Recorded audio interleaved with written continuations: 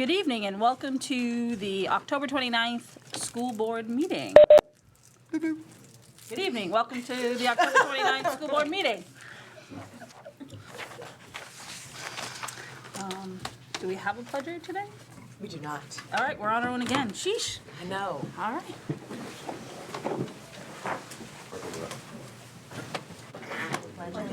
To the flag of the United States of America and to the republic for which it stands, one nation, under God, indivisible, with liberty and justice for all. I want my pen. You can leave it next time and we'll bring you, okay? Go up to the microphone. See, that's the leaning back. Oh, All right. Any changes to the agenda? Is there a motion to approve the agenda? Make a motion to approve the agenda. Second. Okay, any discussion? All those in favor? Aye. Aye. Okay.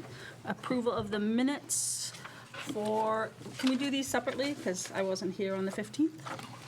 So approval of the minutes for the October 15th meeting? So moved. Second. Any discussion? All those in favor? Aye. And one abstention? Okay, and the minutes for the October 22nd budget workshop.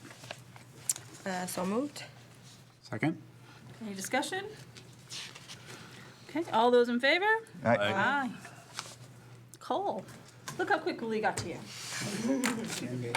Hi, my name is Cola Matucci. I go to Dover High School, and I'm a freshman. I moved to Dover, and I've moved to Barrington, and I've been here since I was first through 8th grade, and I decided to go to Dover because I was stuck between Oyster River and Dover, and I toured both schools, and I decided that I wanted more of a change, and Oyster River felt like more like Barrington, and I wanted like a change in environment, so I chose to go to Dover. I like it because there's different like groups for everyone, so it's like there's so many different sport group options for people that are, because there's more people, so there's more different like views for people. So there's more groups that people are making every day based off of what it works well for them and what other people in the school.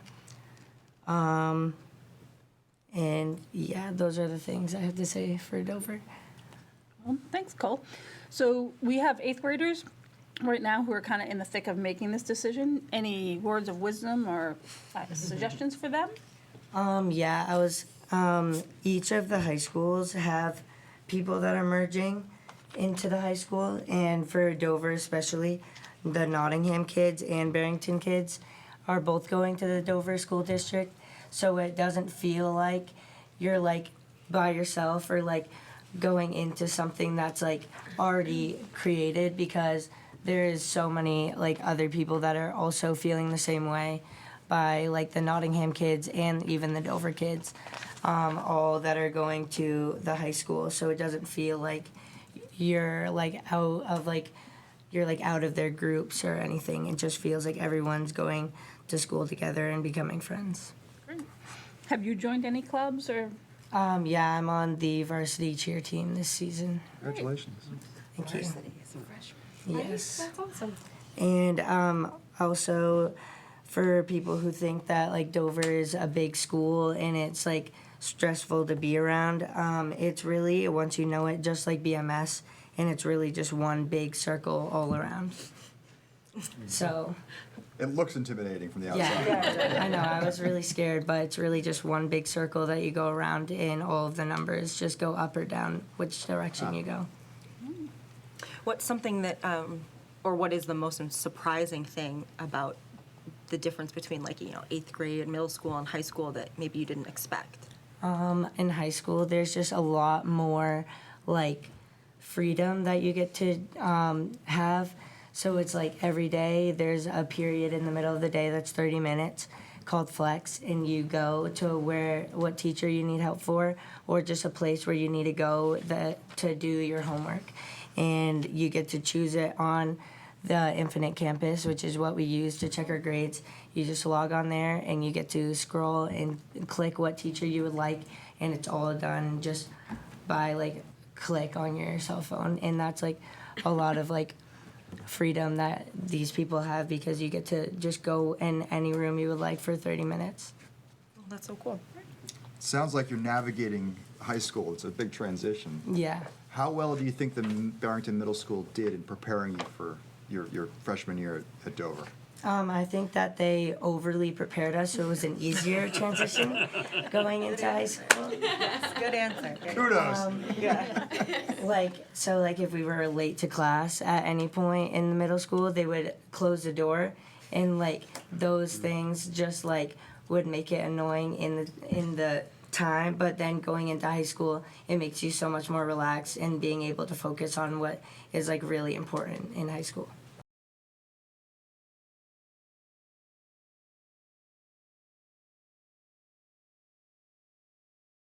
Also had a tailgate a few weeks ago before like our homecoming game, and we all like went, and it was a big like cookout, and all the sports teams went, and they opened it up to like the rest of the school, and we would all just go and eat food together and be able to connect with each other. Nice. Keep up the good work. You're making us proud. Thank you. Absolutely. Well, thank you, Cole. We'd be happy to have you stay, but we also know you can make a graceful exit. Thank you so much. Busy person. Thank you. Good to see you. Good to see you too. Thank you. Thank you for having me. Did something happen there, Jeff? Yes. Okay. Pay So, no attention to the man behind the curtain. we're up to public comment. Anyone in present have anything they want to share? Okay. Just a few folks online. If you want to say anything, just raise your hand. Folks online have been done this a lot. They know the Hit the rules. button the to hand actually feature. raise it, because we can see that. Okay. All right, then. There is another opportunity later in the meeting. So we'll move on to Superintendent Ray's report. Yes, there's not a ton in the report. There's a lot of other topics under my other bulleted items, so I'll just sort of cover them all together, if that is okay. So hiring and personnel, we continue to manage a couple of medical leaves, but other than that, we are doing the best that we can with lack of subs and, when people need to be out, but I think, it's certainly better than it has been in years past. Financial update for the current fiscal year. Vicky's currently working on an update for us, so we'll be able to bring that forward at the November 12th meeting so we can see where we sit in this first several weeks at that point. So, it's nice to obviously know that at any given moment, but especially with some of the facilities considerations that we have coming up and hoping to cover some of those in operating budget. Committee updates, we met policy on 10/17, excuse me. There was a lot to go through. We did some updates to Title I and transportation. Given that Bridget Connolly is now operations manager in that area, she led those discussions. Given the date change, we haven't had a chance to reformat those in order to bring them forward tonight for first read, but we will also do that at the November 12th meeting as well. Wellness, first meeting of the year is coming up on November 14th.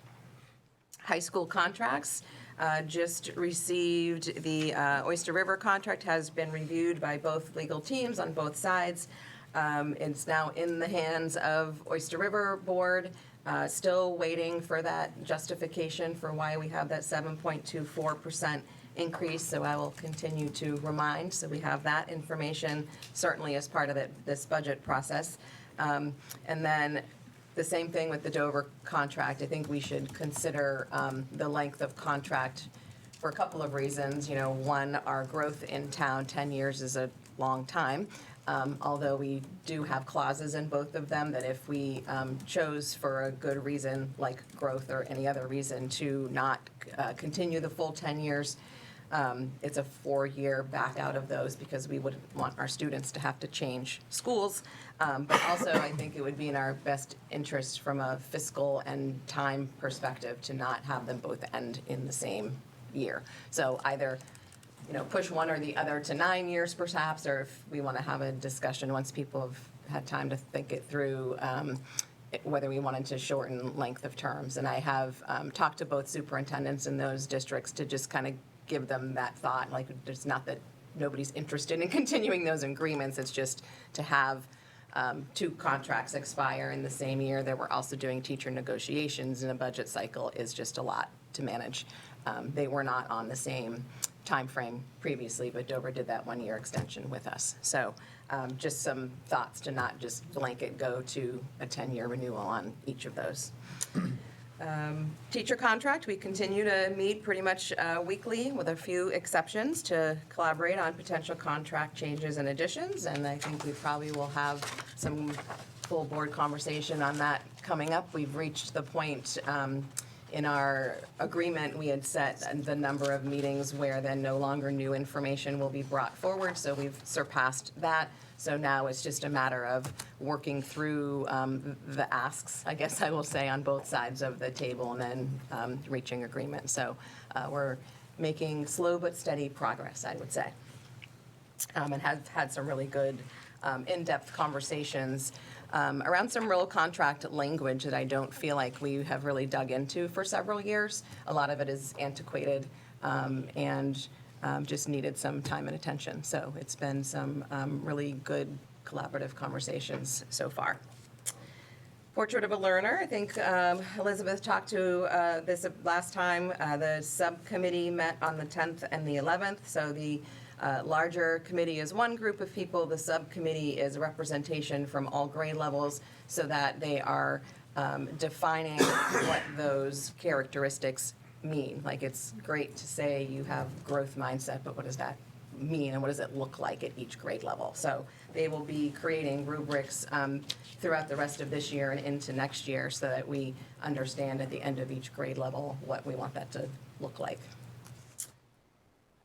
We have not set a November date yet for a town and district collaborative meeting. We had some missing team members at the last meeting, so we just have to find a time for everybody to get together. But I did email Connor to let him know that we would like to have a conversation about reinstating impact fees, given a potential BES addition or renovation at some point. And of course, with all of the new buildings and purchasing of homes going on, those impact fees, as we know in the past, help to offset the bond for the middle school. So a good, important conversation to have. And then also potential collaboration on the QR coding and software system for facility use and maintenance. So I've let him know that we want that on an upcoming agenda as well.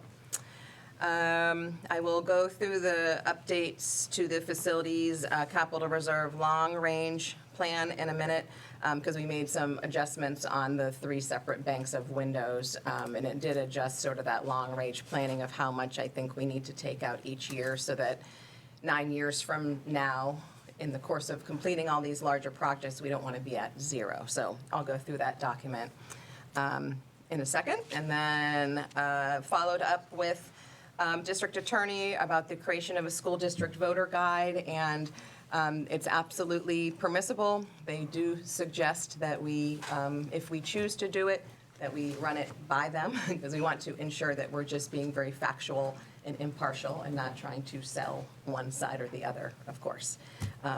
Just to be clear for the recording, especially that it's the school district's attorney, not the district attorney. Yes, the school districts, yes, thank you. Consulting on anything criminal. No, just our regular legal guidance when we do things like write our warrants and. Deanna's being very thorough. Contacting all the attorneys. All the attorneys in the state. No, just our school district attorney that we typically use to make sure that we are not, we don't want to be trying to sway voters one way or another, but we certainly, with as many topics that we have on the table this year, that we want to provide as much information as possible. I for sure want to sway voters. I had a question about just I know it's a new initiative, and it's a new initiative during a year we say this every year. There's always a lot going on, Always. but is there any way that, or how are you envisioning the process to to go and starting and writing it, and then if are there ways that the board should be contributing? The voter guide? Yeah. Okay, just making sure I was talking about Sorry. the right topic, that's okay. So when I spoke with the school district's attorney, the suggestion was to have it be very, I mean, much like the town does, draft your warrants first. Those obviously get approved by a different district attorney, because attorneys, much like educators, specialize. You can't know all the things. So Gordon Graham is the attorney who typically comes to our deliberative session and approves all of our warrant articles. And so once we go through that process, we would have him approve the appropriate wording for the warrants, especially since we're looking to add a 2-year tenure for moderator and school district clerk. And then most often you put how your board voted, how your school board advisory budget committee voted, and then just an explanation of what it means. And they said you could consider taking it a step further on, if it doesn't pass, then what is the impact? I asked that question specifically because of the concern around high school tuition contracts. We have to be able to educate our children through 12th grade. So Maura, you had spoken to that back when we did the high school forum in the spring, but obviously not everybody was at that forum or listened to that meeting. So I think this is a great year to consider doing a voter guide, because if for some strange reason the vote were not to come back with favorable results for our high school contracts, then what do we do? Well, sometimes it's easier to understand things backtracking it. Like, what does it mean if it doesn't? Yeah. Right. That's So great. there was that suggestion too, is we could, especially on those 2 articles around the high school piece. When do we normally get the language for the warrant articles approved? They're How far out from the March vote? Is it Oh, well, we usually post them at the hearing in January, so like mid-December. mid-December? Okay. Because so we would have this voter guide ostensibly finished and ready for distribution somewhere around the same time, sometime in January?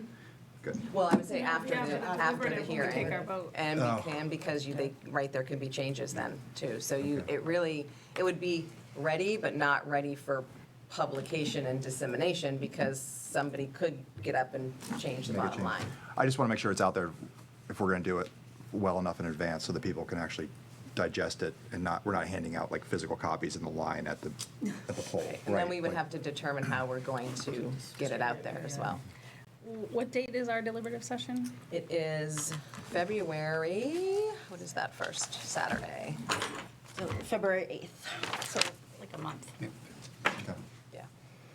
It's something that would, the town collaborative and school collaborative group was talking about mirroring efforts on distribution and things like that. So we'll learn more about that. I think at the next meeting, we can mention that at the next board Great. meeting. I think the other thing too, if you put it out too early, people will just forget about it and it'll serve zero purpose. If it's out a month early, people look at it and Well, I also know that when I go in to vote, things that people hand me going in, I tend to go, thanks. Okay, so let's get it out somewhere in between, I think is probably the. Yeah, and this is a year for us that we are putting out more warrants than typical. So, Yeah. Garth will be door knocking, don't worry. Oh, yeah. cold calling. Cold I calling, take my yes. town voter guide in with me, and I've I answered do my too. questions before I get in that booth, because then it's like I do the same thing. trying to decipher the It's language. lengthy. I think it's worth talking to, I'm sorry, bad habit. I think it's worth talking to Connor. He can probably give you an idea of what the town pays to send that out. So I think it makes sense for us to have an idea of the cost if it's going to get mailed out. It'll certainly get to more people mailed out, but then some people might take that as junk mail and go, Not if it comes from Connor. Well, at least Yeah, we'll be maybe we past- think about putting and folding them up together and sharing the postage. right. That's what was mentioned at the collaborative meeting. It's just doing it collaboratively. He just didn't have the Absolutely. he just didn't have the numbers like in front of him. but Right. he's- Yep. Sounds like the committee will take it up. The committee's got it. Good job, guys. Yeah. Anything else before I jump to the, where am I jumping to? The Phil Silly's follow-up capital- from the capital reserve plan. So, because we had talked about potentially doing those windows now, knowing that the cost of construction and repairs and materials, we all know, goes up year to year to year. It's just going to cost us more to do it. We ended up taking out the one bank of windows that was in the budget, removing it, and then I put it all on the top of the capital reserve long-range planning. So under the soon column, we have the BMS generator, the BMS elevator, and then the additional all three banks of windows at BMS and the total on that. One thing I did want to note, however, is that is window repair, not the film. So I asked Joe to get a quote, obviously, for that. And, you know, one thing that I think we maybe should consider, I mean, we know those are floor to ceiling, you know, huge banks of windows. Right now, they're screened all the way up. From a safety visibility perspective, you know, how high do we really need to go? I mean, so it could be fairly costly to go top to bottom. So yes, somebody could potentially, you know, damage. I don't want to really use the word shoot out the windows, but that may happen, right? That's the purpose of that, is not only to not be able to see in, but also protection so that if something were to be thrown at them, a rock or whatever, that it protects it from the glass from splintering and flying everywhere. So there's something to keep in mind as we make that decision. But it's not, unless somebody has Spider-Man capabilities, you know, we may not need to go all the way up, because it's not like they can scale the wall and then climb in the place they've damaged. So. Can Joe get quotes for both? Absolutely. Thank you. Yeah, he's going to do the whole thing, and then, you know, what do we think is reasonable distance-wise to do, and then have an option for us as well. Far secondary, but I would personally be concerned about the aesthetics of it too, like just looking cheap and having half of it done and half of it a different color, you know, it's gonna look kind of awkward. Yeah. And someone could throw a rock at the top and splinter it and shatter it. Absolutely, yeah. Are there any, the first time we did it, we had some grant funds for it. Have those wells dried up? Oh, yeah, that was years ago. Oh, okay. Yeah, that was when we redid the internal locks, and, yeah, that was probably, gosh, 8 Oh, or no, 9 I years meant ago. like applying for, like, would we qualify for? Are there any safety Any- grants out yeah. there? Yeah, safety we can look, grants. absolutely, yep. Maybe in the I know that's one Homeland thing that Security grant. Actually giving money out for a safety grant. Yeah, I'll check Homeland Security and see. Yeah. Yep. So those, with those three items, the generator and the elevator were already there, but putting the 152,580, it then, of course, I went back down and adjusted all of the numbers as you flow down the page. So the other information is the same. Obviously, the numbers are different. The piece that I would want to draw your attention to is the second page, where I had originally said if we add 250,000 each year, we would end, you know, at the 270, but I had to adjust it up by $10,000 to offset the difference of putting all three banks of windows in there. So 260 per year over the course of 9 years, and then still potentially, hopefully, having a remaining $270,000 balance once all of those projects are done. So that was the adjustment to that.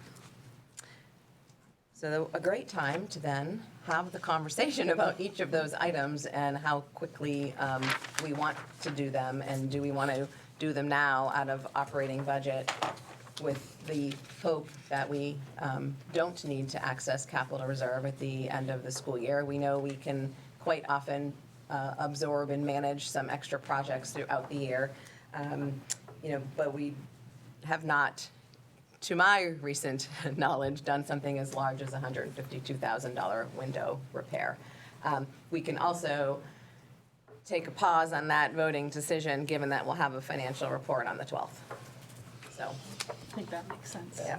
The one that I would encourage us to think about potentially tonight, just to get it going, is the elevator. I would hate to not. So the panel can no longer be upgraded. There's nothing wrong with it per se now, but we know it's as old as the building, right? So when a part goes, then it goes. We don't currently have any concerns about use getting up to the second floor, we could absolutely make an accommodation if something were to happen, where a student needed, or a staff member needed to use the elevator. But it doesn't feel good to me to know that we potentially have a ADA compliance issue if it were to go down. So, Has there been a failure Well, in and the we need it elevator, or are we just accessible doing for this in next abundance of Tuesday. caution? yeah, there's not, it's, right, like I said, right, it's fine, but Okay. if something goes on the panel, we have no means of getting a part to repair it. So we're doing this out of an abundance of caution? Okay, so nothing's wrong with it right now? Nothing's wrong with it. Nope. It's just that when the inspector came in and did it, it was like, this panel is obsolete. Are the parts readily They're available? not available. It can't be fixed. So my question is more to the fact that if the elevator went down tomorrow, how long are we waiting to get it back up? Well, that's the hard part, because I feel like we've been waiting for parts for certain things since COVID for eons. So, right now, it's probably a 4 to 6 week turnaround, but we know that can change pretty quickly. And to not have access for that length of time is, He didn't seem to think it was imminent, like we No, can it's wait not 2 imminent. weeks till we get the financial report. yep. Even if we have the financial report comes in swimmingly, or do we think we're going to want to take the banks of windows out of the operating budget? Or do you think we're going to want to use the capital reserve for that? Because if we know those are failing and just getting worse, why not say we're going to take that out of the capital reserve fund and get it going so we don't have leaking windows in our middle school?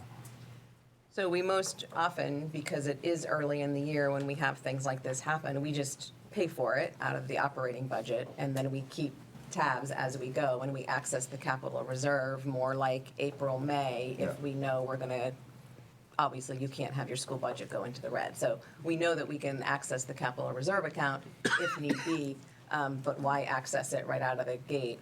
Okay. Like, we just got our tax rate setting back, and we turned back, what was the amount? Just, what was, 390. yeah, so we turned back just under 400,000 this year. Because Okay. revenues and what you get back is kind of a moving target in school budgeting, so it's always super challenging to know what your bottom line is, but historically, we turn back we've had some high years, but a more typical year is anywhere from 250 to 400,000, which I know sounds like a huge amount of money to people listening, but when you look at that over a No, we look at $30 the million overall budget, it's dollar- a small percentage point. Yeah, you would never want your own personal checkbook being that tight. So I would think we would, for the first part of the year anyway, kind of roll the dice a little bit and manage the budget and see where we land, knowing that we can take it out of the capital reserve. I'm assuming it doesn't make sense to replace some windows at this point in the year because of temperatures and stuff outside. Yeah, So we're going to have to do it in the spring? that's what Joe was saying, is it would be a spring project anyway. Okay. Yeah. And then depending on, I just thought with the exclamation point after soon, it was like now, we better get this done, so. well, soon meaning I not, thought the there was next an urgency. category is within 6 years. I mean, Okay. so with the winter weather coming up, generator, you don't want your generator to go down. We know that if that part goes, we can't have that up and running. The elevator concerns me, and then we know we have 3 expensive banks of windows to repair. So to me, those are our 3 imminent projects we have to make decisions out. Imminent meaning within this fiscal cycle, not like tomorrow. Just not imminent, exclamation point. I'm of the opinion that we go ahead and move forward and fix the elevator now, because we can do that this time of year. And let's get the windows done in the spring out of the capital reserve. If need be. Well, if, We'll see the report. I guess if we're gonna roll the dice, like, seeing the report next meeting doesn't really factor in if we know that we can then go take it from the capital reserve either Right. way, Right. so. So get the elevator done? Oh, I would get the generator done too, but I It's can't all make right. a motion. I'll make a motion to get the elevator and the generator fixed at the BMS. Second. Any discussion? Didn't we just have it? All those in favor? Aye. Aye. Aye. Aye. Didn't have a discussion on your motion, dear. The window decision, may end up being a summer project, because those are you're tearing that wall Yeah, down. they're huge. Yeah, And then it's you're not really opening- safe to have them out while the children are in. No, so if Fresh air. that's the case, then we may be talking about next year's operating budget, yeah, not this year's, depending on, but if we know we have a healthy budget, we know we can pre-buy materials and have them on site, so we may be able to split the Oh, I was labor gonna and the say, yeah, materials. yeah, that would be great. Look, I would never drive a car, send my kid driving out in a car when I knew there was a defective part on it, right? But these windows have subsisted just fine, even though there is a gap. They've been patched and maintained. I still haven't heard, I don't know, maybe I've heard it and I just didn't listen, which is Garth-like. But is these things, are these things imminent, are they gonna fail? Or is it just like, it's a pain to just patch them? No, my first question was, is this a safety issue? So I it said is no. not You a said that safety last issue. time. Yeah. But is it a deterioration of the building, like, issue? Like, I mean, is it gonna get so bad that we're gonna lose our roof or something? So really, other than the fact that It's we could just patch it, right?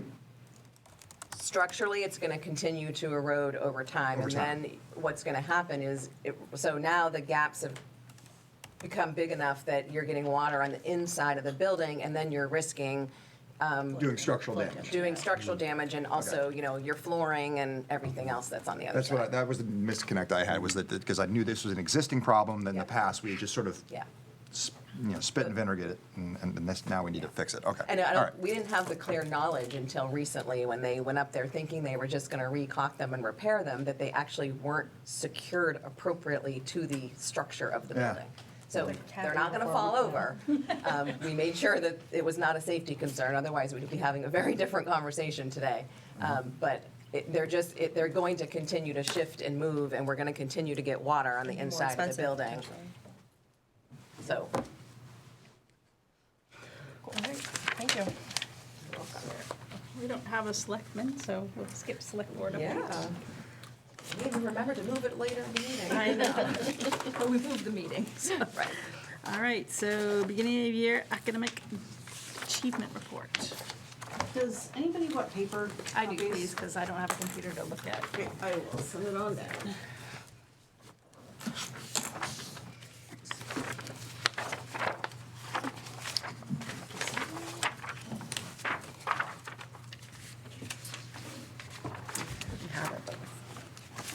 So I did this front page a little bit different for you this year. I thought it was important to capture what I put as blue, so our exceeding students. But I wanted to kind of go through what the colors like mean, because I know we have some new members on the board. So the blue are students that are considered to be exceeding expectations.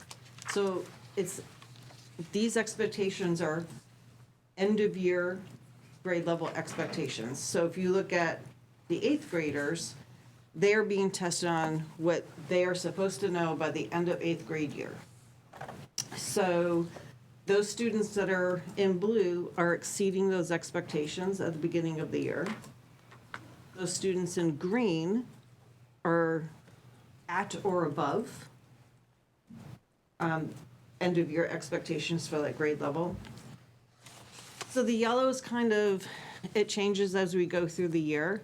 At this point in the year, those students in yellow, yes, they're considered to be, quote, one grade below, but since we take it at the beginning of the year, they're actually right where they should be, because it's the beginning of the year, end of year expectations. So right at this moment, beginning of the year, our students who are kind of in the yellow are right where they need to be. In January, we might be having a different conversation about the students in yellow. And the students in red are again, 1+ years behind. And I also put a little caveat on there. If you notice, kindergarten cannot have that because there are no grade levels below kindergarten. So you'll never see any kindergartners in the red zone. So digging in a little bit. So these are just reading and math. They are composite scores, so they are scores that are put together in math, you have the domain specifics, numbers and operations, measurement, geometry. For reading of phonemic awareness, phonics, reading composition. So these scores just represent what the composite scores of all those domains are for each grade level. Any questions? Okay, flip the page. On yours, I believe it's on the back page. I think I backsided it. So this is a comparison between last year's beginning testing and this year. So the bar on the left is 2023, and the bar on the right is 2024. Reading is first, and then math. So in kind of looking at this, so grade 1 for reading, reading, the students coming into first grade last year, we had, oh, that was really low too, 1% in the red, but we had 0% in the red coming into reading for first grade, which means all of our students in first grade right now are right where they should be. Everybody's in the green or the yellow. If you kind of track to the right, so it goes up second grade, third grade, fourth grade. Second grade, as you can see, last year 20% of students had scored in the red beginning of the year, and now 15% are. Third grade, we have a little dip, so 58% were proficient, where this year 50. So we've got to look and see kind of what was going on in that year, last year to this year. If we look at the math, one thing that stands out to me is looking at third and fourth grade. Third grade, 19% in the green for both years. But if you look at the red and yellow, last year there was a difference. So I would want, we're going to be digging into using our new protocols, digging into why some of this happens for our students. I did forget to say one thing. I did dig in quite a bit to our students who scored in the red, since they are 1+ years behind. And 91% of those students have already been identified and are receiving tier 2 or tier 3. So we just need to look at kind of that 9%, what's going on with those students, what's going on with them taking the test. Did they take it too fast? Did they kind of just answer willy-nilly? So we need to kind of look at those ones as well. Sarah, can I ask you a question? So you said on the left was last year? No, on the right is 23, and on left is 23, right is 24. Okay. So if I look at third grade last year, I'm looking on the left, and 18% of them, were Below. below. Correct. Okay. And then I look at the right for fourth grade, same cohort, and now 25% of them are below. Am I reading that correctly? Yes. Okay. Yes, thank you. Yeah, that was the one thing that I do want to look at that, because those numbers are, we want to see what's going on there. But when I was looking at 6th and 7th grade, 6th grade we went from 25% to 18%, which is fantastic. And then 7th grade, I'm just talking about the reds, 29 to 22%. But look at that 7th grade green, the increase is 10%.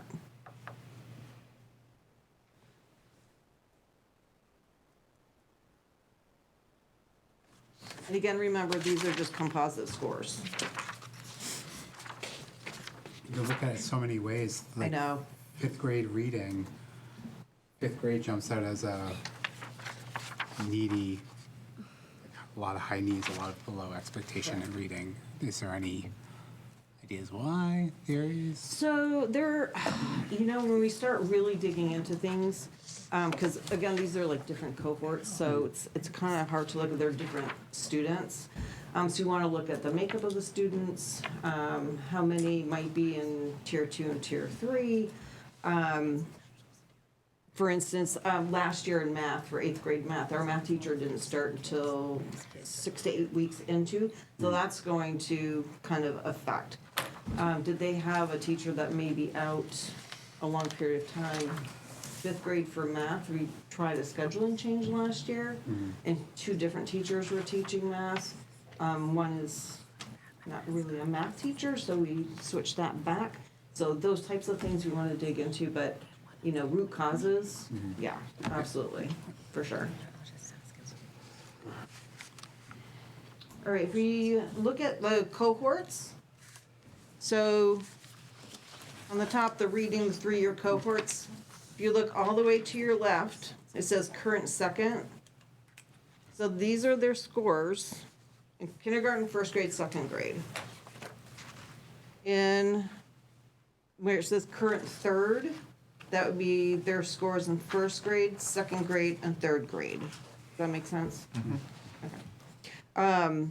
These are students who, at the beginning of the year, were at, above, or exceeded expectations for grade level expectations. So again, these are expectations that we expect students to be able to do at the end of the year.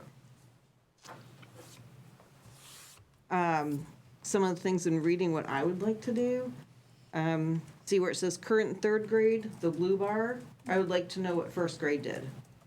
Those students coming in off of first grade, 58% proficient reading at the beginning of the year. I would like to, you know, talk to first grade teachers and say, hey, what was it that you were doing differently or better, or, you know, whatever the case may be, to make those go up. Those are the types of questions I would like to ask. One of those things I can answer, it is Haggerty.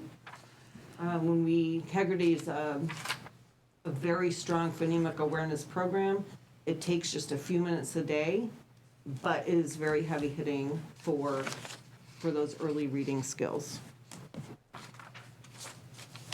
As you kind of go along with the reading cohort, current 7th and 8th grade, this is quite a strong reading group.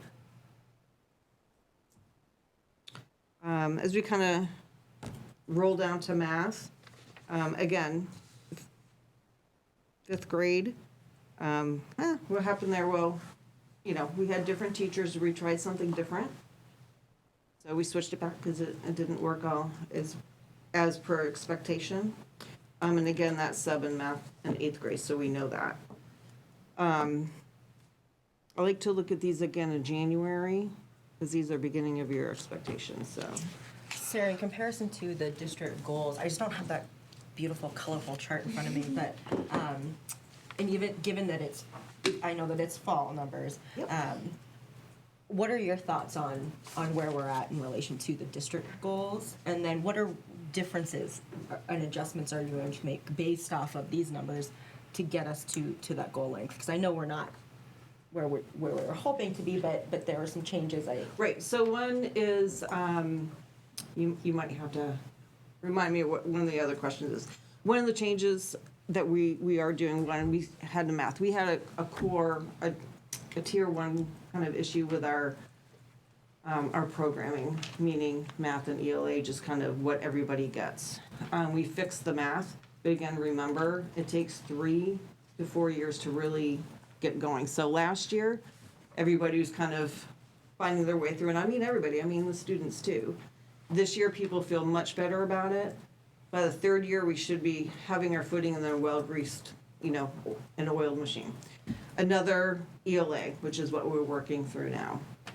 Some of the things that we've done in the past, I actually printed this out because I thought may come up. Student achievement is really, it's not cut and dry. It's not just, oh, you have good programming, or oh, you have good instruction. It's curriculum, it's instruction, it's assessment, it's teacher supervision and evaluation, it's teacher learning, so we switched kind of our goals. It's looking at tier 2 and what our processes are there, and we've kind of looked and we're squeezing that a little bit, so we're really taking those students who are truly tier 2 students and then helping teachers, this is what you should be doing with your other students that you have in your class during that particular time. Looking at using different kind of data protocols to say, oh, let's ask these particular questions to get at the heart and the root of what's going on with these students, placing them into the correct, you know, groupings within the classrooms, and then what targeted instruction are we going to do? So it's really intricate when it comes to student achievement. It's not one thing or the other. It's a whole system working together and What are- moving in that direction. Sure. Yeah. As we enter year 2 with math, what are other areas of, or what are other key indicators of success that we should expect beyond achievement data with the new math program? Because I get what you're saying. It's, you don't implement something and then boom, it immediately Right. changes. So are there other things that we should be on the lookout for as keys of success that the program is working well and the implementation is? Yep. What I do, and I'll show you, I think it's on the next page, are looking at those domain specifics Okay. and how those are doing. We also, I have given surveys, and I actually will continue to, for teachers, and talking to students about how they're kind of feeling within their math program. Looking at what I'd like to do, and I'm not quite sure how to do it, because the math program, let's say, is very language heavy, and how does that vocabulary impact vocabulary that we might be seeing in iReady? How are students feeling on math talk? Because again, that's another very heavy thing we have coming in. I hope that answers your question. Yeah, thank you. Just to clarify, so when we do a curriculum install, it takes like not till year 3 for to hit the ground to be running? Is that the terminology? So To be running well. So you've got 2 years of potential learning loss trying to get No. acclimated? Nope, not learning loss. No. So we're already seeing increases or the decreases in the red areas. Yeah. Which is what I was looking at. Okay.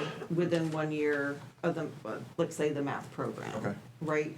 I'm talking like bigger gains. Bigger And gains. sustained gains, yes. And then remind me, what is the district goal for student achievement So growth?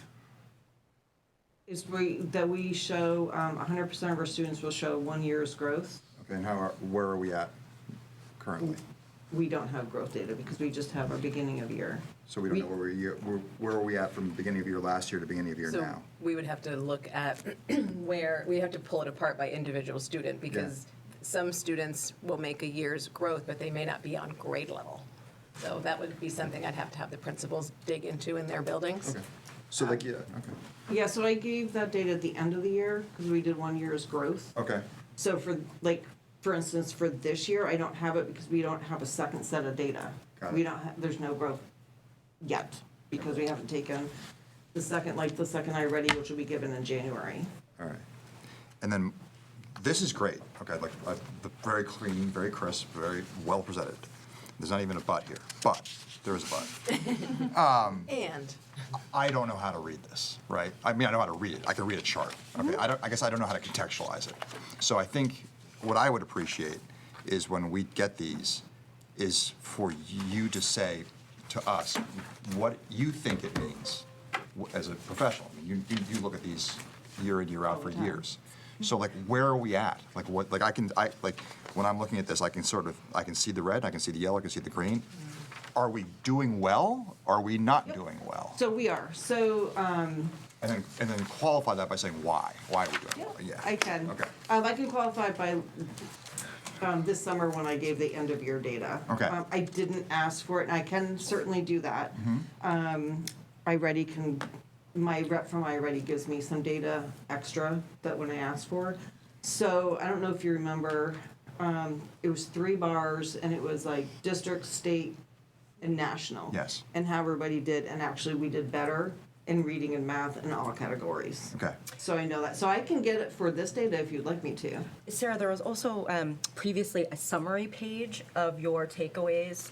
It was or was it Sarah? There was a summary page of the data that would either be at the end or at the beginning, and it just gave an overview of.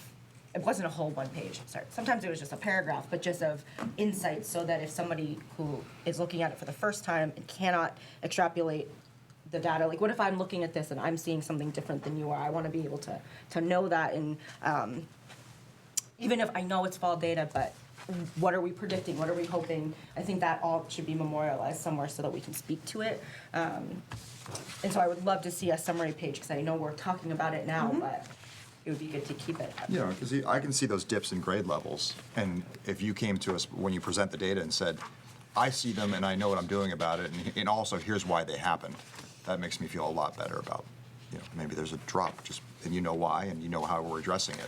Okay, so you just want me to write that before coming? Yeah. Okay, Some, I can do that. Sure.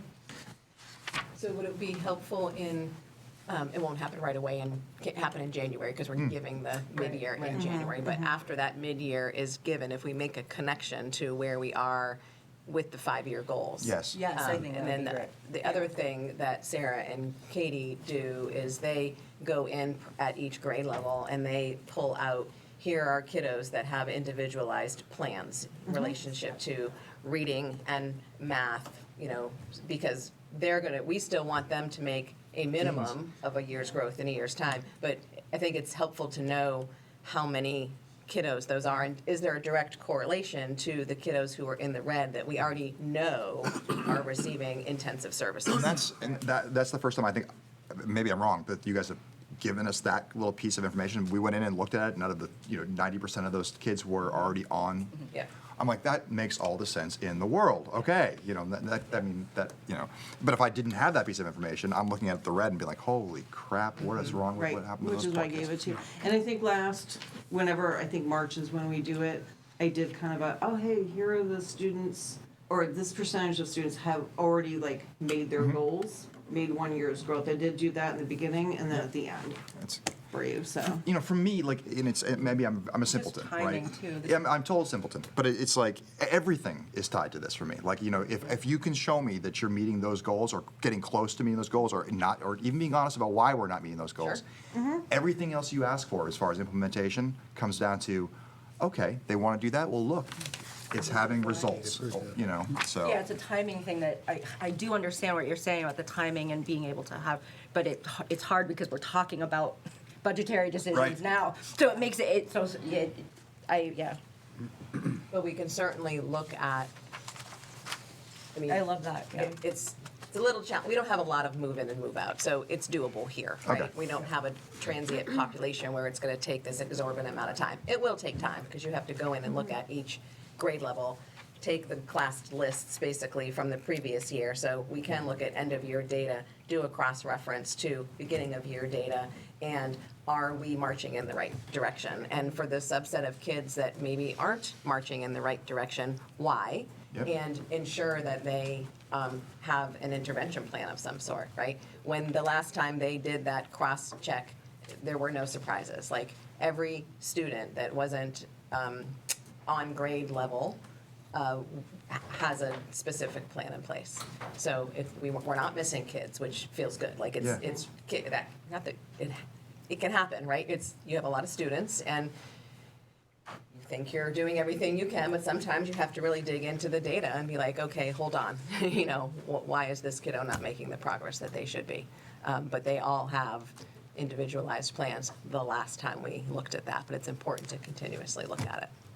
And I guess for those kids with the individualized plans, because they're getting very individualized interventions, I want to know that they're making more than a year's growth, because that's Exactly. what should be happening. That's Because if they only make a year's growth, they're never Nothing's closing gonna that ever gap. Catching up. Yep. No, and I-ready calls that stretch growth. And it's important for students also who, like say in first grade, are on on target, what they're supposed to be doing. But if they only make typical growth Right. throughout the years, they eventually will fall down. So if you look at as a quadrant, which I showed you in March, you have this quadrant, so you have these high achievers, high growth. But then you have these high achievers, low growth. But eventually, they're going to be low achievers because they're not making growth. So, we always need to look in the high growth. Even if they're low achievers, high growth, they're eventually gonna pop up, so. All right, turn the page. This is a little baby of what I gave you last year. I kind of gave you all grade levels, all domains, but just kind of quickly looking at BES, that phonological awareness piece, I couldn't put numbers on this, it was too small. But that's only 4% of our students coming, or at BES, so it's all grade levels, who are a little bit behind on their phonemic awareness.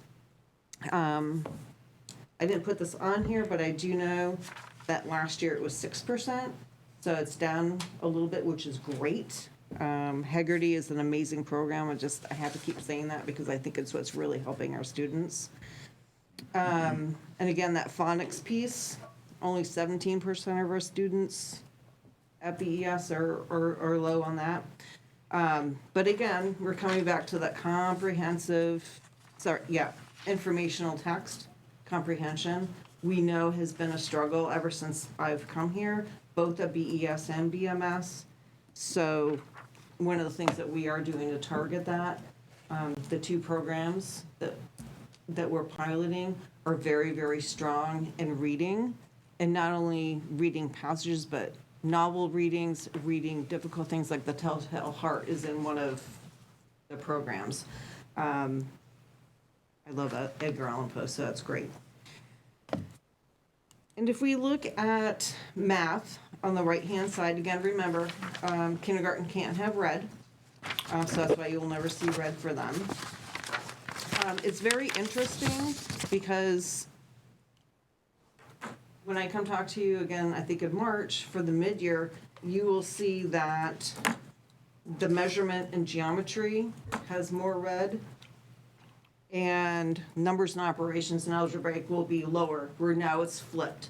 And the reason why that happens is because we teach measurement, geometry, and data at the end of the year. So that's more fresh in students' minds. But now we're teaching the numbers and operations and algebraic, so that will bounce up. So it's interesting to kind of watch those correlations happen. And now watch it, not now that I said that, but. So Sarah, when you give us this same chart in the spring, can you just make it bigger and have those percentages? I will.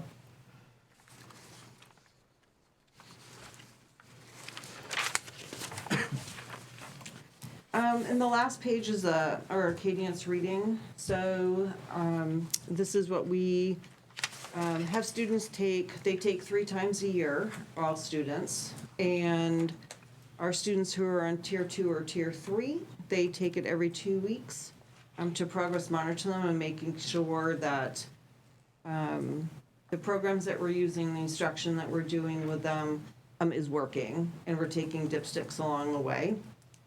So Acadiance reading basically covers phonemic awareness, phonics, fluency and accuracy, and comprehension. It's a really quick test, but it's a really powerful little assessment for students to take.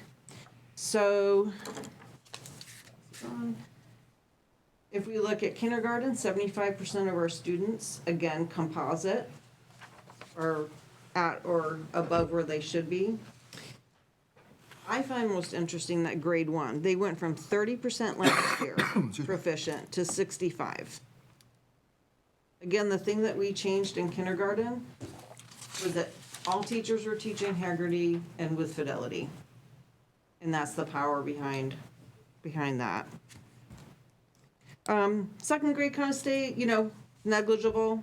Third grade, this is one that we do need to take a peek at. Why did we go from, last year at 73 and this year 60%? So we'll take a look at that in our data chats. In fourth grade, 65% of them were proficient. Again, these are, like the iReady, end of year expectations for our students.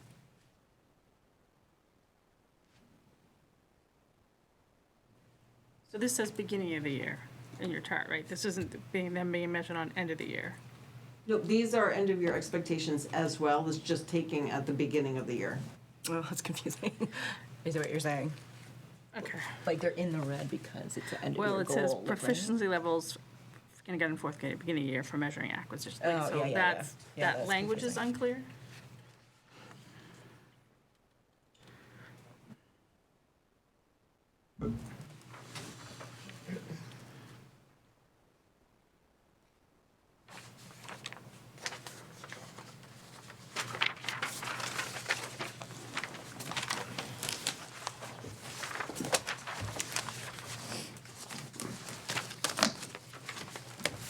Sarah, could you just look at the front page? Oh, we're talking about iReady.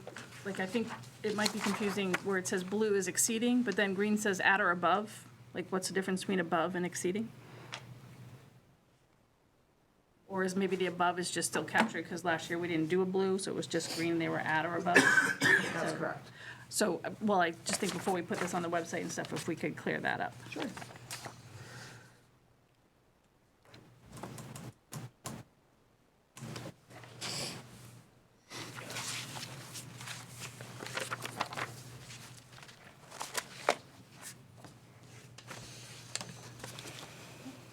Anything else on achievement? Budget timeline? I just made some edits based on changes in this meeting date, the fact that we gave ABC budget binders right out of the gate. We had noted on there when this was approved forever ago that they weren't going to get it until November, so moved that language up to the first meeting on October 15th and just adjusted the lines that were going to be reviewed when, so that it would be accurate on the website. All right. But other than today's date, none of the other dates changed. We just put the line items where they needed to be. And I had noted last time that I neglected technology, so technology is now listed there as well. All right. And speaking of technology, that's where we're starting this evening. Well, it says Sarah updating on Lego Darts. Oop, did I miss? Very bottom. Oh, whoops, sorry. Very bottom. Very bottom, I turned the page. All right. First things first, I just wanted to hand out, and I hole punched it for you. Carrie had asked me to update my budget sheet with kind of the pluses and minuses and my numbers and the rationale all kind of on one place, and what grant this had come from, or some of the items have come from. So I wanted to give you that to put into your budget binders. Sorry, woo! So not new information, it's just now on one page. Okay. Versus the rationale versus the numbers page. So it's Yes, just- thank you. It's just in one Thank you, so you spot. can just slip it right in there. So I'm gonna kind of walk you through this a little bit. I want to make sure it's clear. So you had asked me for, I had the 8-year quote, trying to get as much cost savings as possible for the district. A 6-year quote you asked me for, and then you asked me what year to year would look like. So pilot program 1, the 8-year outlook was $549,000. So this is the total cost of the program for 8 years, including shipping and everything, professional development. I put the cost of the professional development kind of on the bottom, just so you can see how much. So it's not $549 plus $7,500. It is $549 for the total cost. I just pulled out the professional development so you knew how much it was for year 1 only. This includes all discounts possible, and maybe paid over a 2-year period. The 6-year quote, $451,000, again, is the total cost of the program, including PD and shipping, everything. Again, it's $7,500 for the cost of professional development in year 1 only. The year to year, so where it gets a little wonky. So year 1 is $197,000, including professional development. The reason why year 1 is always more than year 2 is because that's when you get all the books. So all of the books are coming in year 1 because they are class set books, so you won't need any unless they're workbook types, consumables. So year 1 is $197,000. All other years are 76. I think these are the right one, right? Am I giving you the same numbers? Okay, great. All of a sudden, something felt wrong to me, but it's okay. So I've been working with these numbers for a few days, so. Excuse me. Year two would be $76,000 a year. So what I did was, I gave a 6-year total using these numbers, and a 6-year total is 577,000, so it's 126,000 more if we do year to year than a 6-year contract. The 8-year total is 729,000, which is $180,000 more than an 8-year contract with all the discounts. Again, professional development is the same because it's in year one only. So you wouldn't have any multi-year discounts, and you're not locked into a price. So if pricing goes up, and we're seeing digital increases 4-6%, shipping increases, we know that happens with gas and whatever's going on in the economy. So we would not be locked in. So I couldn't even confidently say that $76,000 would be all that we'd be paying. It could possibly be more. So I just want to be clear about the year to year, that I'm not confident that we can stick to that price. It would most likely go up as well. I had a question about this, and I'm not an educator, and so I'm looking truly to understand. So I've never loved that we've done my two huge math and ELA like back to back in the curriculum cycle, and so I know that this math program specifically, especially because it was such a big change, I think was more difficult than what I've seen for us implementation in the past, or just more challenging, and so is there any benefit to waiting in doing, letting us really get our teeth into that math program that we've already invested in to close that loop on that implementation versus committing to such a long contract? You know what I mean? To save money. I know there are going to be expensive programs, but what would be the disadvantages to waiting a year to get us out of that back-to-back cycle of the two most like expensive updates? Right. And actually, Deanna and I have already spoken about that. The reason why we did it back to back was because we needed to fix our core, our tier one. We needed to do that.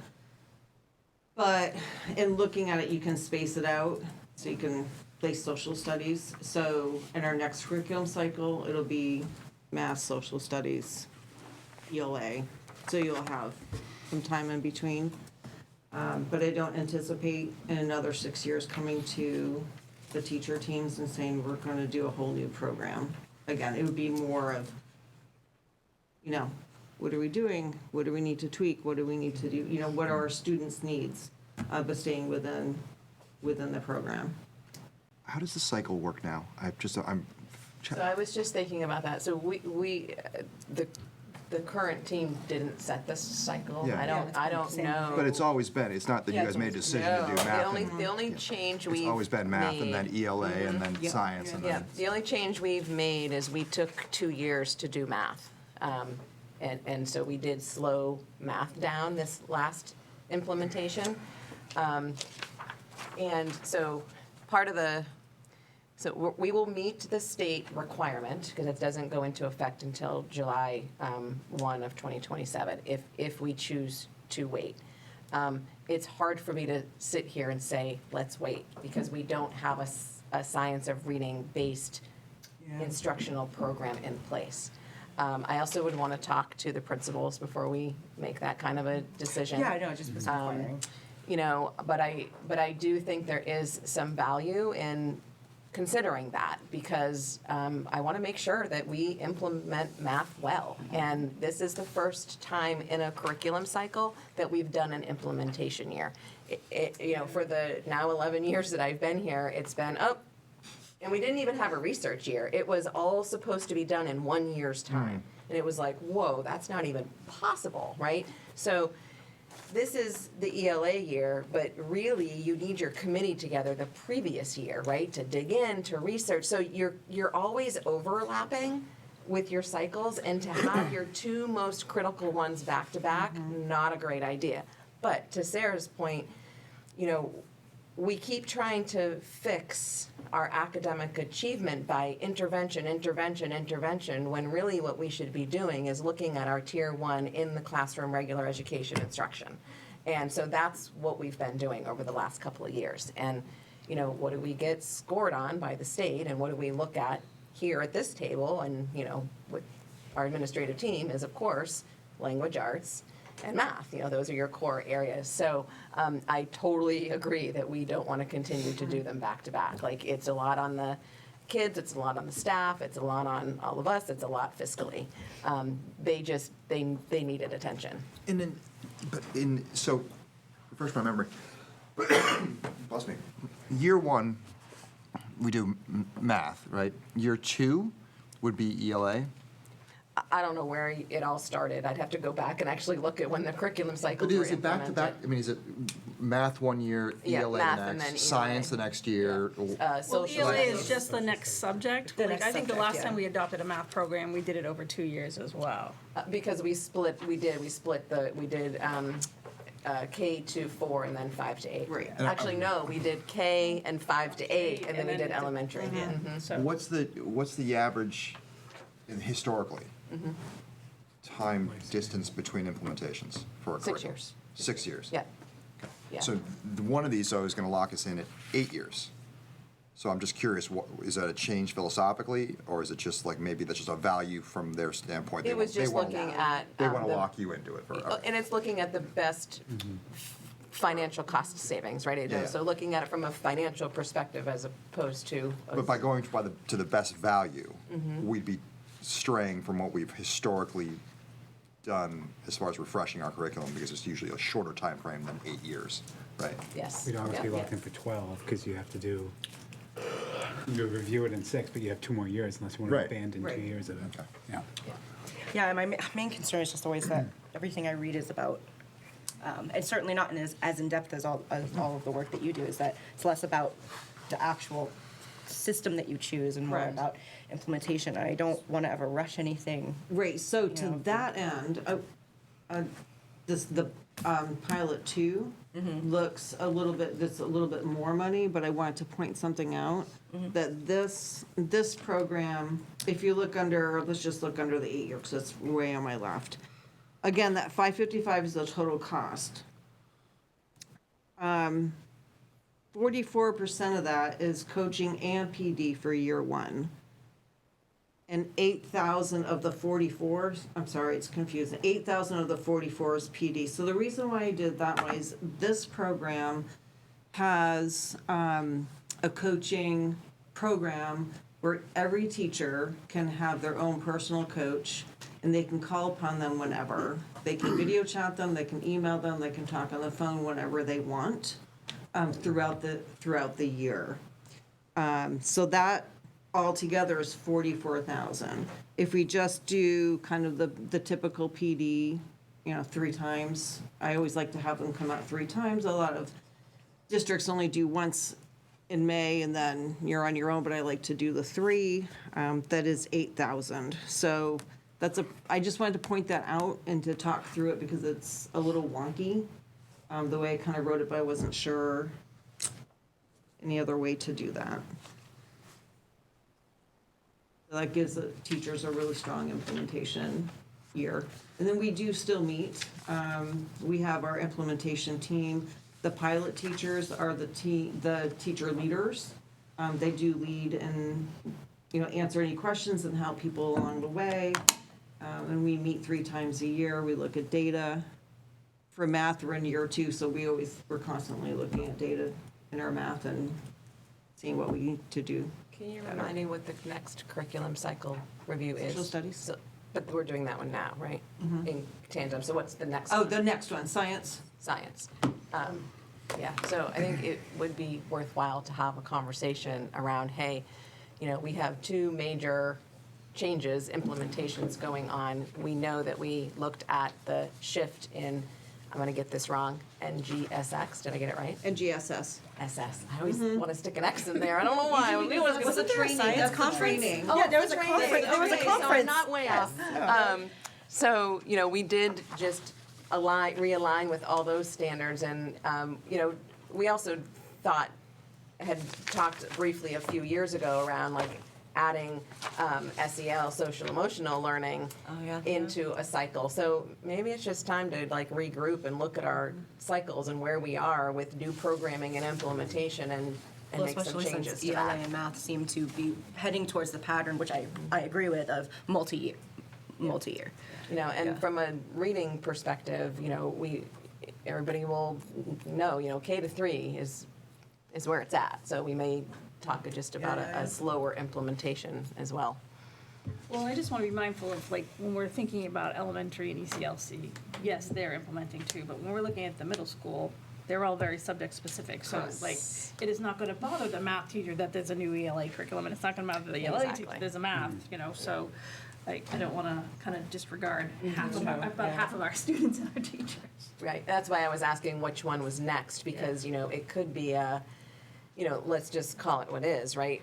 At the elementary level, your primary focus in your teaching day is Reading and math. reading and math, you know, well, English language arts, you have the writing component as well. You weave in science and social studies, but there's no reason why your 4 core teachers at the middle school can't still be refining their curriculum in that area. So it may be a matter of like, okay, we're not going to pull elementary teachers perhaps into a whole committee review process, but it's important for middle to continue making progress in their content-specific areas. And the reason we put them where they are located now is because when I came in and looked at their multi-year contract for their curriculum, so social studies is ending this, you know, the end of this year, and science is ending at the end. So that's why they were placed there, because it was kind of already in motion. So the principal reports are, the next batch of those is December, it looks like, or December meeting, which is kind of too far out to hear what they and their buildings think about not having an ELA curriculum next year, so I wonder if we can get that next time. Absolutely. Yep, we could put it on our next leadership meeting agenda and then bring that your way. Certainly. Great. Sarah, I had a question about teachers piloting. You have some teachers piloting program 1 and different teachers piloting program 2, or are the same teachers trying? Oh, gosh. Oh, no, only one teacher stepped up and wanted to do that. Okay. So, middle school is a little bit more difficult, but in the elementary school, we have one teacher each grade level piloting each one, so that we can have those conversations. At the middle school, Amy Bear wanted to do them both, so, because she teaches all different grade levels, so I was like, okay, if you want to, I know it's very difficult. Our 5th grade teachers are doing the into reading. Amy's doing both of them. 6th grade, they're doing into reading. 8th grade is doing the Imagine learning. So it's a little bit more difficult because I didn't want them doing, one teacher doing both. Okay. Yeah, just in Dover, we did that because then the same teacher could say that they could weigh in on both curriculums. If you've not used or been exposed to any of the materials in another curriculum, you really can't have a say. Really good point. But Correct me if I'm wrong, are we looking at $1.1 million here? No. These are the 2 pilot programs that we're piloting. one or the other, right? One or the other. 500 is still a lot of money. Yes. What's the matter? You don't care about kids reading? What's that? I said, what's the matter? You don't care about kids reading? $500,000, I'll teach them how to read. But are we also potentially looking at social studies curriculum? Because normally when there's a curriculum cycle, that they're getting new materials. So, but is that, what's in the budget? Is that 10,000. Yeah. And what have we historically spent when social studies has been revisited? Some years near nothing, and other years it's been more integrating texts, informational texts into their learning. And so any texts that we're using are current and are portraying things as history really is, rather than our kind of whitewashed version that we all grew up on? What? Yes. I don't know what you're referring to, but I think I might be offended. So to get, the cost Well, I of might not the be. program, to your point, is why several years ago we implemented math over 2 years, is because it's such a curriculum in those larger areas are such a financial hit that, you just sometimes have to spread it out. exactly. And I did look back on social studies 5 years ago, what they spent. It was around 6,500. I put it at 10 because I know, obviously, over those years, Yep. there's Okay. gonna be increases, so that's why I kind of put it at 10, but I did a historical. What is, the Power School Talent Management line, I know it's small potatoes, it's the 2,000 new program for district applicants. Why is that in your, maybe, would it, why, wouldn't that be somewhere? I think, honestly, I think it got put there because, I'm the one who did all the implementation stuff, for the back end work for the Power School Perform, which is supervision and evaluation. Okay. Well, not all of it. I mean, obviously Jeff helped me. But he did the yeah, that stuff I guy. didn't understand. So I think we just got it because as Deanna and I were talking, we're like, oh, we need this. And our Power School rep says, hey, we have this add-on that we can do. So I think I just put it there because I'm gonna, since I know how to do it, I'm just gonna push it. I'm just gonna do all the back end paperwork. Well, but for transparency, Yeah, I maybe don't know we if it- need to yeah. put it in a more appropriate place in the budget. Yeah, Because it's not curriculum. yeah, it just is. Yeah. Where is it charged to? It's not charged to curriculum. Power School Power Talent School Management Perform. 2,000? The 2200s at the beginning, that's what's awesome. Yeah, it's not charged to the curriculum line. Sarah was just explaining it, but that is confusing. Yeah, okay, I was I gonna say, think yes, that's let's, how it got there in my brain. I think that's how it got there. okay. We were in a training and it was suggested and I said, hey, I want to learn more about that. And we just did the conversation So then, together. so then crossing it, it's not gonna, it's in the right place in the actual Yes. budget lines, but it's, not okay, so I'm just gonna, yeah, take that. I just don't, yeah, I just think that will be confusing. And I highlighted there that the stipends are on the stipend line too. Thank you. As well. Thank you. Yep. And then I had a question for Deanna about the changes to the stipend, not changes, but the stipends that were on the previous report now moved over to the stipend line. The discussions that we've had, I don't know how much I'm allowed to say, is the number appropriate for the stipend to cover the new stipends that are being added for the new amounts? Yes. We changed the amount. Yeah. And that will cover, okay, thank you. Yep. Anything else for Sarah? Thank you, Sarah. Jeff? Thank you. Okay. Look, technology, we're actually going to talk about it. All right, so if you flip over to the technology tab in your budget book, you'll find the technology budget rationale.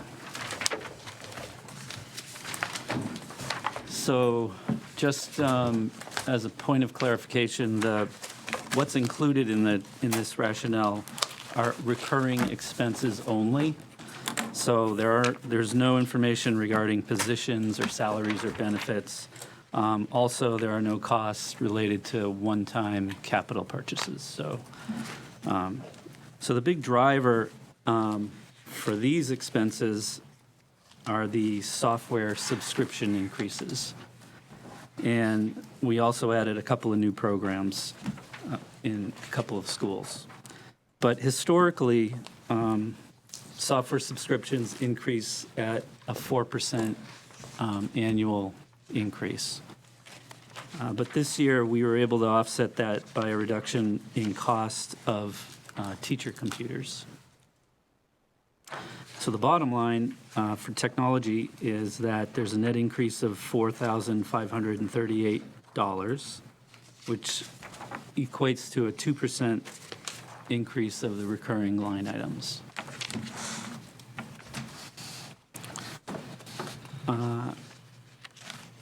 Do you have any questions on the technology budget rationale?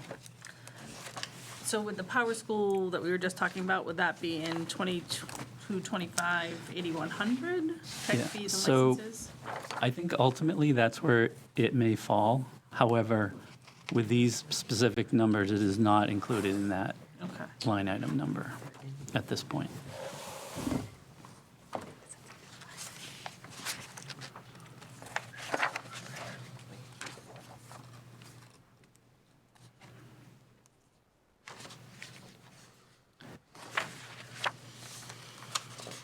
So in addition to the technology budget rationale, I just wanted to bring your attention also to page 32 in the proposed budget, when you're ready.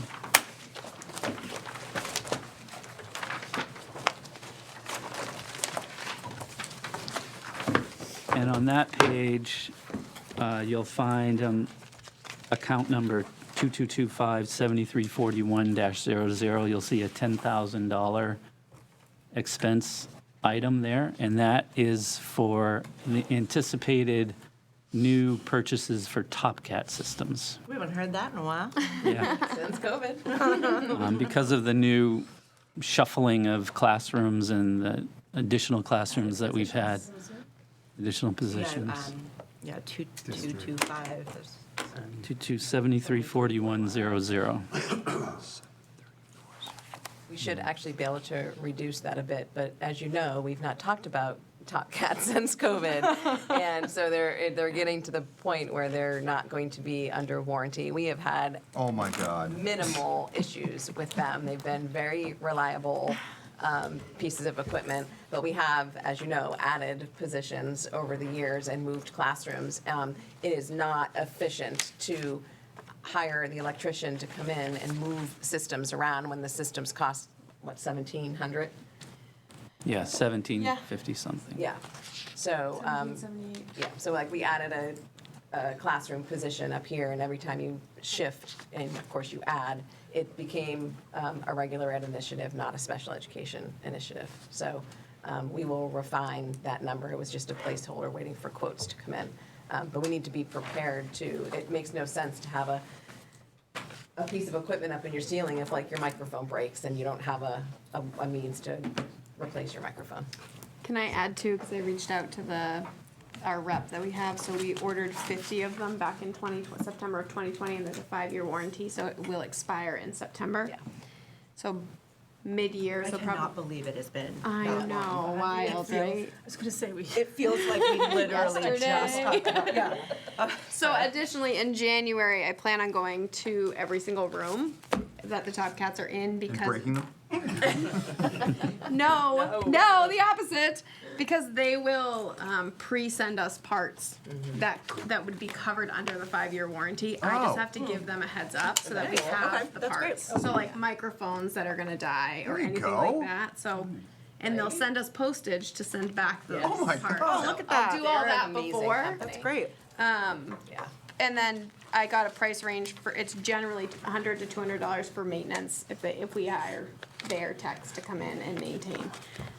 And with 50 units at $200 a pop, it's pretty expensive. Hopefully we don't have to, but I'll do as much equipment pre-ordering as I can while it's under warranty. Good job. And there So we will do- come- oh, I'm sorry. There will come a time too, if, I'll just take you back 5 years. Oh, We didn't, I know. No. Just about Top Cats for a minute. We didn't put Top Cats in the ECLC because we had Red Cats, which is a very similar system, but they're mounted on the wall, not up in the ceiling. Oh, that's And right. we had so many of them Yes, that yes, were yes. the current generation that it just didn't make sense to, shelve nearly brand-new equipment. But now, that equipment that wasn't brand new at that time is also, so there may come a time when we're looking at having to do Top Cats in that building, because the Red Cats are nearly as expensive. You just don't have the installation cost. You don't have the electrician that has to come in and, wire up through. I'd hang them myself. So that's another 9 classrooms that have Red Cats, not Top Cats, for future planning. But I just don't want to have this initiative that, we invested a lot of money in to then not have a plan to sustain it. And I know they get a lot of use. They do.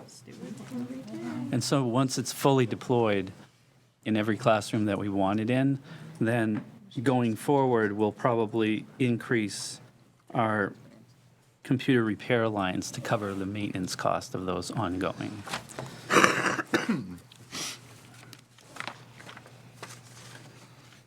Yep, 7341 accounts.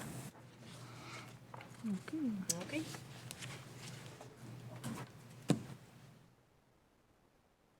Edie's still our favorite. Thank you. You are rocking it. Now all you need to do is get your CDL and then we'll be all set. I really will be crushing it around here. a cookie. So, Jeff, I'm sure, so you're paying for your very small increases on cutting two lines, the computers for the elementary school and the computers for the middle school. Both those lines you overspent by over $8,000 last year. So why this year do you think you're gonna have such a huge drop off of kids throwing their computers against the wall? Well, computers for the, sorry, bring me back to the line you were looking at. 7340. 10? 10 and 20. Okay. So you're saying 37,000 expended, 23, 24, is that what you're looking at? Yep. And then 29.5? Yep. There's two reasons for that. One Yep. you budgeted 29.5 and spent 37. The other one you budgeted 30 and spent 38. And you're gonna cut both of them by. Yep. So one of the things that we're doing is we're in the process of transitioning from MacBook computers. And this primarily is the cost reduction is on the staff side, not the student sides. Okay. Those have maintained their price and maintained the number of that we order each year. So the cost reductions are related to moving from MacBooks to Chromebooks for teachers. Okay. Yeah. They're roughly half the cost. I know. It's been a long time coming, right? I mean, we are a Google Suite district, so Yeah.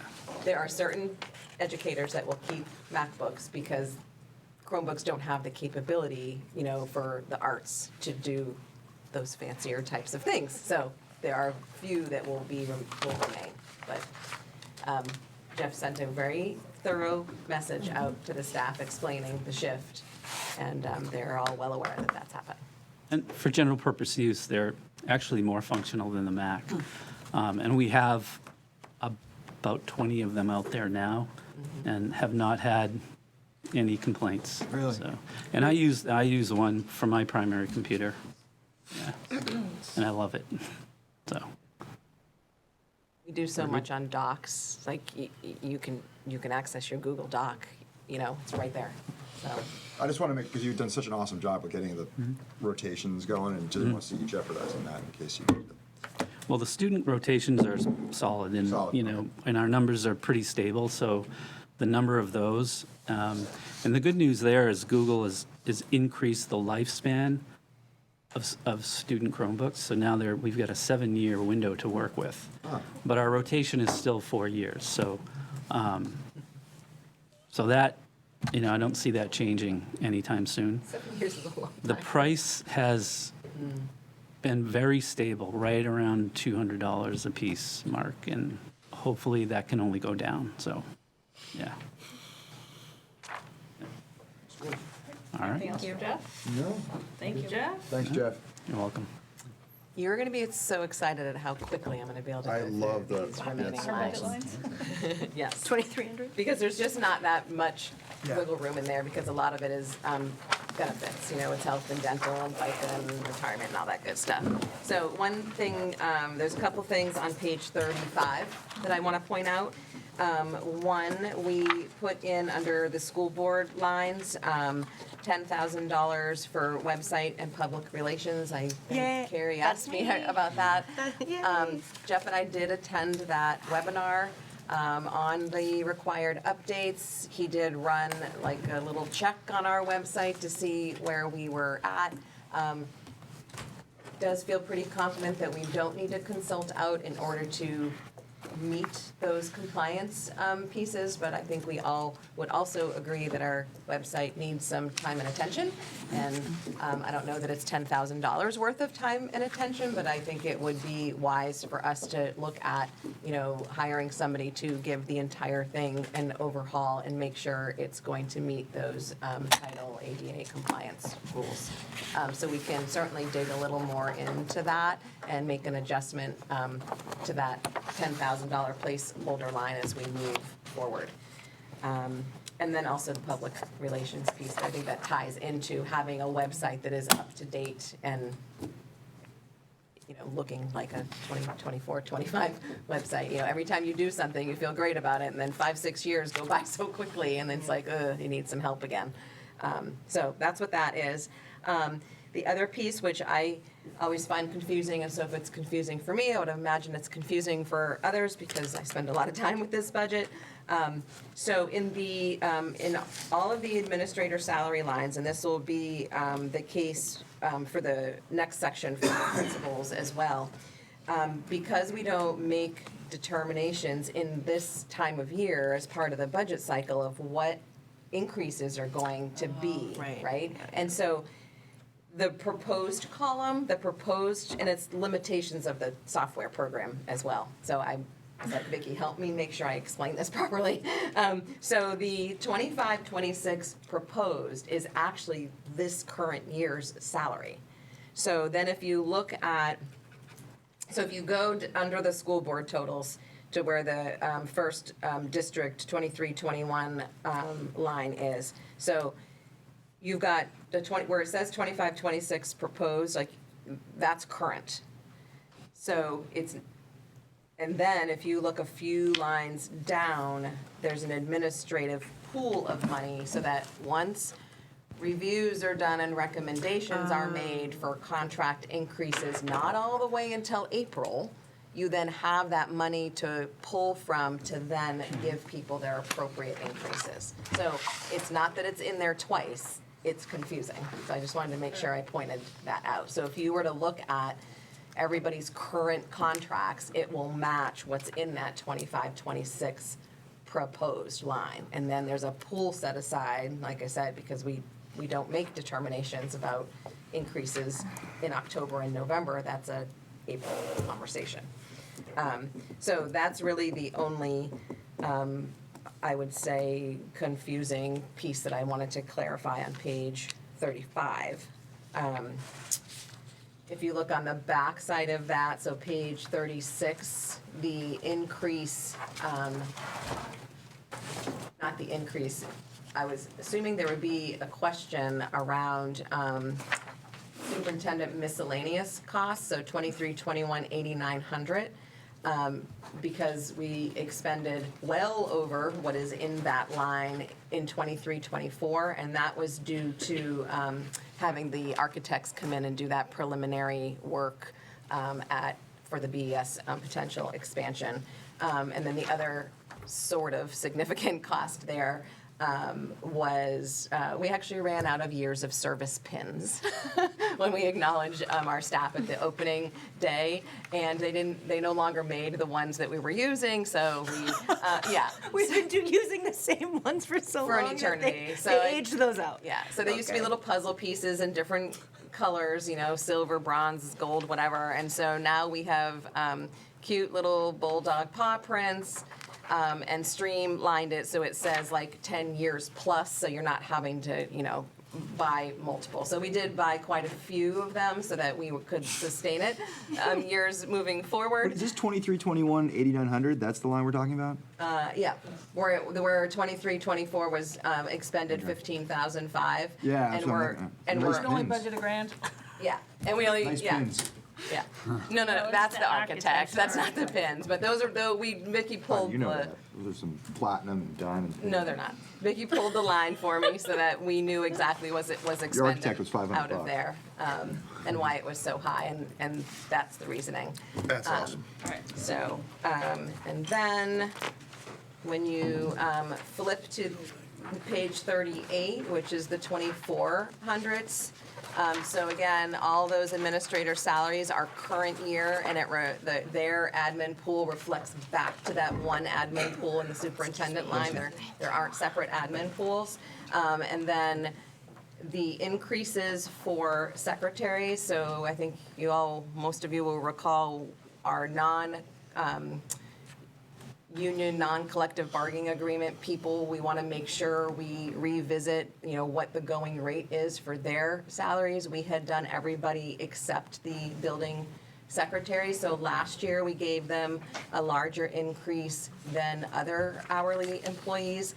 So what is reflected in the numbers is $1 an hour increase, because we wouldn't then give them more than everybody else 2 years in a row. We just neglected to change the verbiage. So Vicki already changed it, we just didn't reprint it for you. So where it says a 1.2 hour proposed, what's actually in there number-wise is $1 not $1.25. So the numbers are accurate, the verbiage, the comment section is not. I think we've made enough changes at this point that we're going to need to run you a new one pretty quickly, right? Once we get through all the lines. Another question I thought you all might have is when you look at the bottom of page 38, principal, it's basically the staff development, those last 3 lines. It's like, hey, you know, they've barely spent any money out of those lines. Why are we maintaining them? So that is per their contract, those 2 graduate courses they're permitted to take. And so we need to be prepared to fund those. And I will say that we do have an administrator entering the CAGS degree currently. So next year that will not look like that. It will get expended. So $3,000's not gonna pay for 2 classes. no. No, because historically, 2 classes when I got No. it. It's actually, the number is 6320 at the current rate for those 2 courses. So, but, you know, not all administrators, you've got 5 of them, not all of them are going to take coursework, so you just sort of know that one line balances out the other. So currently, we have 1 building level administrator that is engaged in coursework. So just wanted to point that out as well. Can I ask at the bottom of page 38, it's like elementary, it's 3,000, ECLC 3,000, middle school is 5,000. Oh, that's a great point. I think probably, you know what it was? It's because Terry was taking classes, and then over time, that they increased it because of that. So we really, I think we should just level it all the same in each building. Yep. I think you got that. We put the middle school principal education line to 3, because the other 2 are 3. Perfect. Sorry, Elizabeth. She's too busy right now. No. Page 39 is just a continuation of things that fall under the principal, you know, realm in basically the office area, you know, supplies and tech services and repairs and phone and copier leases and all that. There's no significant changes. So the principal voice communication, that's actually the phone service for the school? Okay, it's not like okay. Yep, nope, it's just their. $10,000 for their cell phones. That's what I thought. I was like, holy Christ, what the hell? No, there's no cell phones. And I will say, I know we've talked about cell phones in this district occasionally over the years, and right now, sort of the way the climate is in public education, a lot of people are getting away from them due to right-to-know requests. Because if you own a district phone, right, you have to hand it over. And if you inadvertently use it and respond in ways that you really don't want other people seeing, like, you have no choice, you're handing it over. That's why I only have a pager. Yeah, I use a bell, no. Carrier pigeon. That's Smoke signals. been an interesting sort of change in Makes that sense. climate. And then, if we look at page 42, there's really nothing to talk about there. It is Nothing to see here. Vicky and her financial assistant, their salaries and benefits.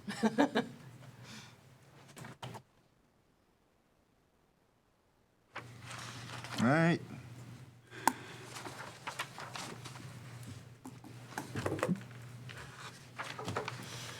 Okay, all right, thank you.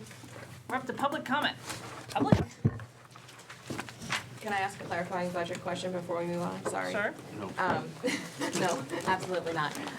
So historically, we've kind of just put an open, like, kind of budget line on the upcoming agendas, because now we've sort of gone through them all, but we haven't really made any changes or decisions, maybe a few little ones, but do we want to continue that practice moving forward, like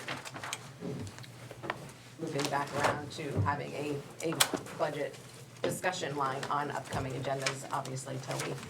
When do we roundtable with these fellows? We just updated timeline, so they are on the agenda on, wrong book. Don't have that date off the top of my head. Of when they, who come, who? When ABC. Yep, hold on. confab with the ABC. Yep.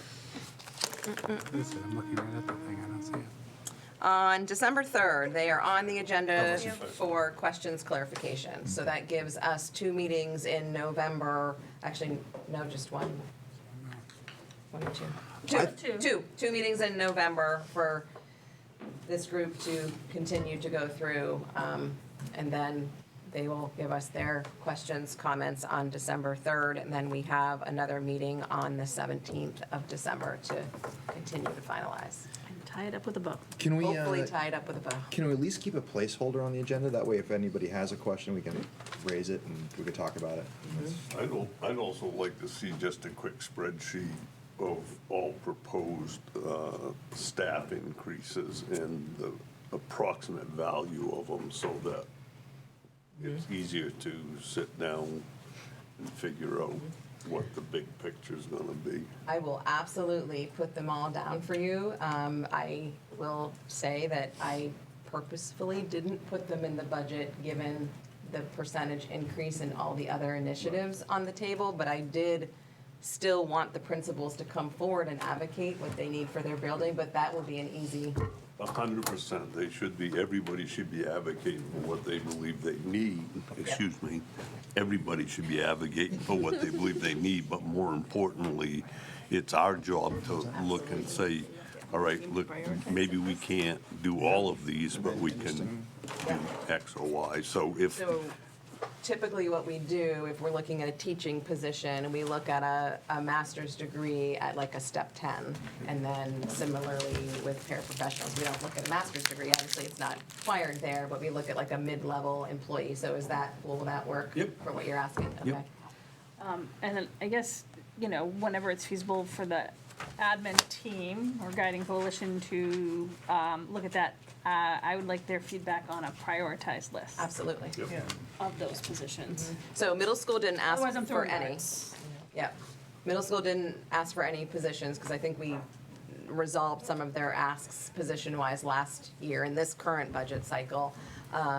Laura had 2 and already answered last time. It was, so when I list them under the buildings, I'll put them in priority order. But she was feeling like behavior coach was more significant at this time than interventionist. And then Rich had 3 paraprofessionals and the STEAM teacher. And then Jeff also had a couple positions. So we could put a quick grid together, approximate sort of mid-level costs and prioritize. Yeah, and, well, I think it's helpful for the buildings to prioritize. I want a district priority. Like, we as a group of professional educators look at it, like, we all want what we want for our building, but if we take a 30,000 foot, that was for you. I had to get it in there. View and say, this is really what is most important for the district at this point, that's what I'm looking for as well. Okay, so do you want both? Sure. Okay.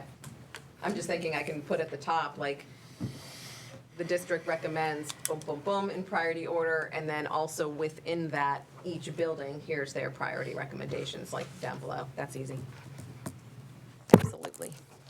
And it'll be helpful for when we create the presentation for tying it into the goals. I mean, you know it, but seeing it is helpful. Well, and it also just gives us that springboard into next year's conversation as well. Yeah. You're not gonna lose sight of those asks. It's just when is it appropriate and when can you get them and when can you not? And then, We don't have health insurance yet? speaking of our dear friend, Friday. the late Dave, Living the life in Guam, right? he's gone to heaven. I always thought it was great, but did you guys do it for him or did he do it on his own, where he would actually do a spreadsheet that had all the underspent budget lines from highest to lowest? So like if you had budgeted $20,000, only spent $8, you know what I mean? Did you guys used to pull that out. He did that himself? I think we should. Not doing it. All right, I'll do it. We can go through. Can we do that? Like, just because if we were, let's say, let's take a vote on whether Moira should do it or not. I'm not entertaining that motion. can we do that? Because when push comes to shove, it might be important to. I think we've been much better in recent years of being more accurate in history. So what would you, give me the number where you want me to start, because I don't want to No. do every single No, over under. $500, something like that. 500? Really? So- Okay. Look, you're looking at 9%, I'm trying to find you money. That's No, it. I agree. Yeah, I mean, you we already sat down and looked at it, but we can I'm absolutely. thinking you're just swapping two lines in an Excel file and hitting a button and then spitting it out, the type of thing. I don't think it's that hard. No. Is it? No, we can do it. Is it? Listen, if it's hard, just send me, I'll do it. I'll go through with a highlighter and do it, because I don't want you to have to jump through hoops for this. Well, just I thought- think the threshold of 500 1,000? is gonna make it a significant number What of have we done in the lines. past? I thought 500 was like what, left over, like I'm saying, Yeah, they underexpended. I don't, a couple thousand? I was gonna say a couple thousand would make sense. All right, a when you couple look at thousand, it. let's do a couple thousand. 2,000? Yeah, And if 2,000. we go through and we find it's like either a huge number of lines or minimal, we'll adjust. But again, I'm really stressing to you, if it's, I can sit there at night and just go with a highlighter and find all these and send you a list and just ask you, do we really need this? But if it's something you could easily do, I'd appreciate it. Okay. We can go through and look. And then you don't have to do anything at all at night. Right. You essentially Sorry. want that's the difference. Yes. no, Sorted. that's the No. difference But, from yeah. last year's budget to this No, year's no, budget. I Here's the want- difference between budgeted and expended. So Yeah. school board textbooks and Yep. you spent, Budgeted 10,000 budget and we only spent spent two, this 8,000, maybe we're asking for 10 again. So maybe we can budget two and save $8,000. Okay. I also neglected to mention that we did put professional development for school board in the, just added $3,000 so that people. What? So like if they want to go to if someone wants to go to the law conference and things like that, Yeah. it costs money to go. Is that for you? Sorry. It doesn't cost 3,000 for that one conference, Yeah, but we used to have, There are other we used to conferences that are- purchase what the association calls season tickets. And we've had two historically, but it's really expensive and they don't get used. So I would rather have a little pot of money to pay for when people do want to go, as opposed to paying for a second season ticket that nobody's gonna utilize. You know, so my own season ticket, when I don't go to events, I extend them out to the administrative team and then staff. Like the behavioral health conference is coming up. I extended it out to the two behavior What teachers. qualifies as a PD? Can I, if I do this tour of a school district in Guam, for instance, is that? No, they do I- have to match our district goals. Oh, Just okay. like the educators, it has to match their goals. Oh, okay. So, sorry. I'm trying to, trying to be helpful. All right. I want to broaden myself. You're such a helpful elf. Okay, now we're up to public comment. Back to the public Thought we were at present. public comment. I know, but then Deanna had questions and she's many things, but she's not a member of the public. She's not. She's the superintendent. She is. All right, no, not in this sense. Unless in she goes this- and sits over there. She can go say. All right, anyone online, anything? Going once, going twice? All right. Then I will entertain a motion to adjourn. Second. All right, any discussion? All right, all those in favor? Aye. Raise the question, Jen.